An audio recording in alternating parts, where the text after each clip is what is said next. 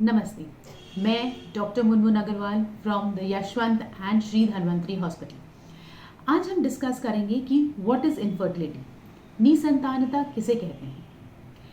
आपको इस चीज़ का ध्यान रखना है कि हर कपल्स में इनफर्टिलिटी की प्रॉब्लम नहीं होती है। अगर कोई एक कपल है जो पिछले 1 साल से कोशिश कर रहा है बट प्रेगनेंसी नहीं रुक पा रही है, तब हम इन्हें कहते हैं इनफर्टाइल कपल। एंड अब हम इन्हें इन्वेस्टिगेट करना चाहिए कि कहाँ पे प्रॉब्लम है। कई बार कपल्स होते हैं जो 3-4 महीने ही कोशिश करके निराश हो जाते हैं और कहते हैं शायद कहीं दिक्कत है, चलो देखते हैं।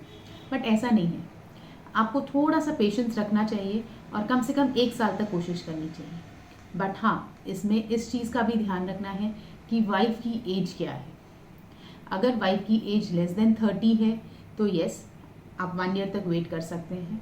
बट इफ़ वाइफ की एज इज़ मोर देन 30 और 6 महीने तक आपने कोशिश कर लिया है बट फिर भी प्रेगनेंसी नहीं रुक रही है, then please visit your doctor. Okay, so अब हम पढ़ते हैं आगे ये जानने के लिए कि निसंतानता यानी इनफर्टिलिटी के कारण क्या हो सकते हैं।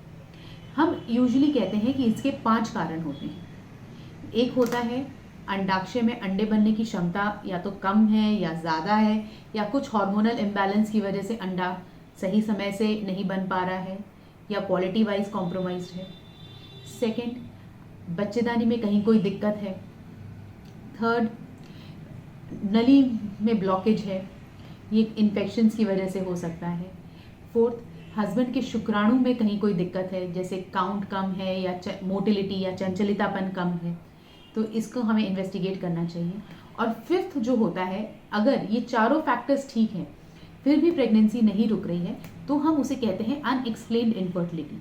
इसका मतलब ये होता है कि साधारण टेस्ट के द्वारा हम नहीं बता पा रहे हैं कि बच्चा क्यों नहीं रुक रहा है। ओके, आज इनफर्टिलिटी के बारे में इतना ही। मैं आगे की वीडियोस में और आगे आपको डिटेल्स देती रहूँगी। Please do subscribe and like our channel. Thank you.